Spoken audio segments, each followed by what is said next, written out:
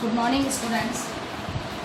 BEd first year के लिए बाल्यावस्था वृत्ति विकास childhood and growing up subject के अंतर्गत हम बुद्धि परीक्षणों को प्रारंभ कर चुके थे और हम लोगों ने व्यक्तिगत शाब्दिक बुद्धि परीक्षण को देखा था। आज हम अशाब्दिक बुद्धि परीक्षण के बारे में अध्ययन करेंगे, क्योंकि शाब्दिक बुद्धि परीक्षण की जहाँ तक बात आती है तो ये परीक्षण जो होते हैं वो उन लोगों के लिए होते हैं जो शिक्षित होते हैं और जो उस भाषा को अच्छे से जानते हैं, उन पर वो परीक्षण शाब्दिक बुद्धि परीक्षण को अप्लाई किया जा सकता है। अशाब्दिक बुद्धि परीक्षण का जो उपयोग है वो अशिक्षित है या जिनको भाषा का ज्ञान नहीं है, ऐसे व्यक्तियों के लिए अशाब्दिक बुद्धि परीक्षणों का उपयोग किया जाता है। इसमें मूक बधिर और नेत्रहीन व्यक्ति भी इसके अंतर्गत सम्मिलित होते हैं। तो यहाँ पर अशाब्दिक बुद्धि परीक्षण के माध्यम से बालक को या तो चित्रों के माध्यम से, किसी आकृति के माध्यम से बालक की बौद्धिक क्षमताओं का या बुद्धि के स्तर का विकास की गति को जानने का प्रयास किया जाता है। अर्थात कि यहाँ पर बालक को किसी भी लिखित प्रकार की प्रक्रिया को सहयोग नहीं करना होता है। यहाँ पर जो बालक को करना है वो चित्रों के माध्यम से, किसी पजल के माध्यम में समस्या का समाधान करना होगा और उसी के आधार पर बालक की बुद्धि का मूल्यांकन किया जाता है, पता लगाया जाता है कि बालक की बौद्धिक क्षमता या बुद्धि लब्धि कितनी है। तो सबसे पहला जो हम अशाब्दिक बुद्धि परीक्षण लेंगे वो है चित्रांकन परीक्षण। चित्रांकन परीक्षण क्या है? चित्रांकन परीक्षण के अंतर्गत सबसे पहली चीज जो आती है वो ये आती है कि इसके अंदर बालक को चित्र बनाने को दिए जाते हैं जो कि कहे जाते हैं, मतलब कि कहे गए चित्रों को बनाता है। जैसे हमने कहा कि गाय का चित्र बनाओ, घोड़े का बनाओ, हाथी का बनाओ, तो बालक इनके चित्र बनाता है। अब यहाँ पर ये देखना होता है कि इन चित्रों के आधार पर जब बालक इनके चित्र बनाता है तो इनका अंकन कैसे किया जाता है, इनको अंक कैसे प्रदान किए जाते हैं। तो इनके अंकन में कि जैसे इसमें सुंदरता को ध्यान नहीं रखा जाता है, यानी कि सुंदरता के आधार पर अंक नहीं दिए जाते हैं। अंक किसके आधार पर दिए जाते हैं? चित्र की पूर्णता के आधार पर कि बालक ने चित्र को पूर्ण किया है या नहीं किया है, कितने समय में पूर्ण किया और कितनी कहना चाहिए कि फिनिशिंग के साथ में, यानी कि हर अंग जैसे गाय का है तो उसका पूरी पूंछ, उसके चार पैर, उसका धड़, कान, आंख सब एकदम स्पष्ट नजर आने चाहिए।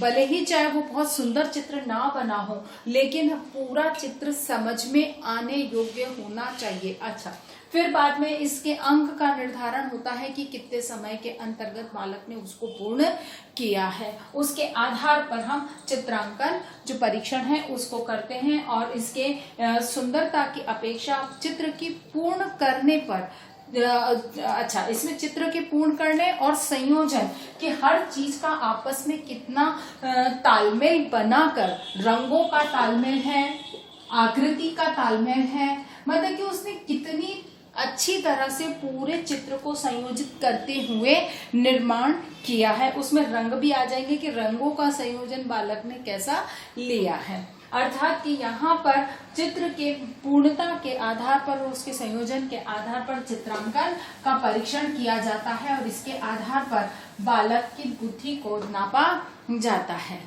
ये जो परीक्षण है ये 1 से 10 वर्ष तक के बालकों के लिए, वैसे अमूमन देखा अलग अलग मानना है कि कहीं पर तो इसके बारे में लिखा गया है कि 3 से 15 वर्ष तक के बालकों के लिए उपयोग में लाया गया और कहीं पर यह कहा गया है कि 1 से 10 वर्ष के बालकों के लिए उपयोग में लाया गया है। तो सीधी बात स्पष्ट यहाँ हम ये कह सकते हैं कि 3 से 10 वर्ष के बालकों के लिए तो इस चित्रांकन परीक्षण का उपयोग किया ही जा सकता है। दूसरा आता है चित्रपूर्ति परीक्षण। चित्रपूर्ति परीक्षण 2 प्रकार से किए जाते हैं। पहला तो है कि किसी भी चित्र को खंडों में विभाजित कर दिया जाता है ना, खंडों में बांट दिया जाता है और बालक के सामने वो सारे ब्लॉक्स रख दिए जाते हैं। अब बालक इन्हीं ब्लॉक्स को जोड़ जोड़कर सही आकृति का निर्माण करता है। यानी कि जिस भी आकृति का वो चित्र बना हुआ है, जिसको कि अलग अलग खंडों में बांटा गया है, उसको सही ढंग से वो जोड़ता है। यहाँ पर ये देखा जाता है, इसका अंकन बालक का जो किया जाता है वो इस आधार पर किया जाता है कि कितनी बार में बालक ने सही जोड़ा है। यानी कि जो तीव्र बुद्धि बालक होते हैं या प्रतिभाशाली बालक होते हैं, वो एक ही बार में चित्र को सही जोड़ लेते हैं, और जो उसके कम होते हैं उनमें से कहीं उनको और फिर शीघ्रता से भी कर लेते हैं। अर्थात कि ये एक ही बार में, प्रतिभाशाली बालक एक ही बार में पूरी आकृति के सभी ब्लॉक्स को सही से जोड़ लेते हैं। प्रतिभाशाली से जो कम है, बुद्धि, जिसको कहना चाहिए हम इंटेलिजेंट कह सकते हैं, तो वो बालक इसको के कुछ समय अधिक ले सकते हैं। कुछ बालक हैं जो 2 बार प्रयास करने के बाद जोड़ेंगे, कुछ बालकों को होगा कि वो कई बार प्रयास करने के बाद जोड़ पाएंगे, कुछ बालक कई बार प्रयास करने के बावजूद भी सही आकृति का निर्माण नहीं कर पाते हैं। तो उसी के आधार पर इनका अंकन किया जाता है। दूसरा जो इसमें जो तरीका है, उसमें बालक को चित्र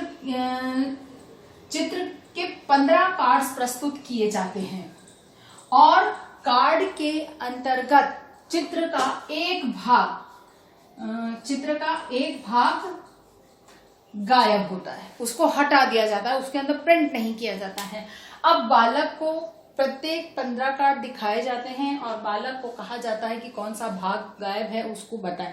तो बालक को कितनी शीघ्रता से और कितने कार्ड्स पर सही जवाब देता है, उसके अनुकूल उसका अंकन या उसका मूल्यांकन किया जाता है, यानी कि उसको अंक प्रदान किए जाते हैं। अर्थात कि यहाँ पर चित्र को उसे पूर्ण करना होता है, चाहे ब्लॉक्स को जोड़कर करना हो, चाहे चित्र का एक भाग वहां से गायब है, उस गायब भाग के बारे में बालक को बताना होता है, पर उसे चित्र की पूर्ति करनी होती, चित्र को पूर्ण करना होता, अधूरे चित्र को पूर्ण करना होता है, और कितनी शीघ्रता से करता है उसी के आधार पर इसका मूल्यांकन किया जाता है। उसके बाद में वस्तु संयोजन। वस्तु संयोजन के अंतर्गत जैसे कि मानव आकृति, वस्तु संयोजन के अंतर्गत मानव आकृति को लिया जाता है, और इस मानव आकृति के हम जैसे कि एक तो उसका धड़ का भाग है, यानी कि उसका पार्श्व शरीर है, उसको लिया जाता है। फिर बाद में उसके हाथों को और उसके अन्य अंगों को अलग अलग करके रखा जाता है, और उनकी एक छोटा एक बड़ा, उसके आधार पर और बालक को उन वस्तुओं का संयोजन करना होता है कि जैसे बड़ी आकृति पे क्या बड़ा हाथ फिट होगा या छोटा हाथ फिट होगा। तो इस तरह से बालक को जो है आकृति के आधार पर इस वस्तु संयोजन का परीक्षण देना होता है। इसमें भी जो अंक का जो निर्धारण है वो बालक के एक तो सही जोड़ने पर, क्योंकि आकृति एक ही होती है, उसमें बड़ी और छोटी का अंतर होता है, तो एक तो इसमें सही जोड़ने पर होता है, और दूसरा कितने समय में और कितनी प्रयासों के बाद वो उसको जोड़ पाता है, इसके आधार पर अंक प्रदान किए जाते हैं। उसके बाद आता है भूल भुलैया, जो कि आप और हम सब खेलते हैं कि न्यूज़पेपर्स के अंदर जो बाल पत्रिकाएं आती है उसके अंदर बहुत सारी भूल भुलैयाओं के ब्लॉक्स बने हुए होते हैं। जैसे ये एक ब्लॉक बना हुआ है, यहाँ पर इसको जाना है, इसे बहुत सारे रास्ते बना दिए जाते हैं, और फिर बाद में यहाँ से उसको चलना होता है। अब उसको इस तरह का रास्ता चुनना होता है कि वो बिना किसी व्यवधान के अपने स्थान पर पहुंच सके। अब जैसे यहाँ से जाता है तो यहाँ रास्ता बंद है, तो यहाँ नहीं होगा, तो हम क्या करेंगे, यहाँ से चलते हुए ये रास्ता खुला है, यहाँ से गए, अब फिर ये यहाँ से खुला है, यहाँ से गए हम, यहाँ से निकले, ये ऐसे करके ये। तो कहने का मतलब कि ये भूल भुलैया होती है, इस तरह की भूल भुलैया वाले जो बहुत सारे पजल्स जो हैं न्यूज़पेपर्स के अंदर, बाल पत्रिकाओं के अंतर्गत आते हैं, जिसमें कि एक सिरे से बालक को स्टार्ट होना होता है और इस सिरे तक उसे पहुंचना होता है, और जो बालक बिना रुके, बिना किसी बाधा के निरंतर रूप से चलता हुआ सीधा पहुंच जाता है, वो प्रतिभाशाली बालक होता है, प्रखर बुद्धि बालक होता है। और फिर यहाँ पे वही है कि कितने प्रयास में बालक पहुंचता है, उसके अनुकूल बालक का अंकन किया जाता है, बालक को अंक प्रदान किए जाते हैं। अब आती है बात यहाँ पर आकार फलक परीक्षण। आकार फलक परीक्षण भी हमने बचपन में बहुत खेले होंगे। इसमें जैसे एक ये बोर्ड होता है, इस बोर्ड के ऊपर जैसे इस तरह की आकृति के कुछ छेद कर दिए जाते हैं, ठीक है। अब बालक को यहाँ पर इस तरह की आकृति के उसको ब्लॉक्स बनाकर दे दिए जाते हैं और इन ब्लॉक्स के ऊपर बालक को मतलब कि अपने जो ये है इनको जोड़ना होता है। तो कहने का मतलब कि ये बोर्ड के ऊपर ये छेद, इन्हीं आकृति के छेद किए हुए होते हैं और ये ब्लॉक्स यहाँ पर अलग से दिए गए होते हैं। इन टुकड़ों को उठाकर बालक को यथा स्थान जोड़ना होता है इस आकार फलक परीक्षण के अंतर्गत। तो बालक जितनी शीघ्रता से सही आकारों को कितनी बार के अंतर्गत जोड़ लेता है, इसके आधार पर बालक का अंकन किया जाता है। यानी कि बालक को इन्हीं अंकों के आधार पर उसकी मानसिक योग्यता ज्ञात की जाती है, फिर उसकी बौद्धिक वास्तविक आयु के साथ में इसका बुद्धि लब्धि ज्ञात की जाती है। जो ये यहाँ पर एक चीज और समझनी है कि शाब्दिक और इसको हम समझ चुके हैं कि शाब्दिक और अशाब्दिक बुद्धि परीक्षण, जो शाब्दिक बुद्धि परीक्षण है वो शिक्षित लोगों के लिए होते हैं और जो भाषा को जानते हैं अशाब्दिक बुद्धि परीक्षण, जो उस भाषा का जिन्हें ज्ञान नहीं है, शिक्षित तो होते हैं लेकिन उस भाषा का ज्ञान नहीं है। जैसे हम यहाँ अंग्रेजी फिर भी कर लेंगे, हिंदी कर लेंगे, अगर हमें कहा जाएगा कि रशियन लैंग्वेज में कोई टेस्ट है तो हम उस रशियन लैंग्वेज को हम नहीं जानते, जर्मन भाषा को हम नहीं जानते, अगर उस भाषा में अगर टेस्ट है तो हम उसमें नहीं दे पाएंगे, तो उस भाषा के लिए हम अशिक्षित हैं। तो हमारे लिए फिर बाद में इस तरह के अशाब्दिक बुद्धि परीक्षणों का प्रयोग किया जाए। आशा करती हूँ कि आपको वैयक्तिक अशाब्दिक बुद्धि परीक्षण समझ में आया होगा।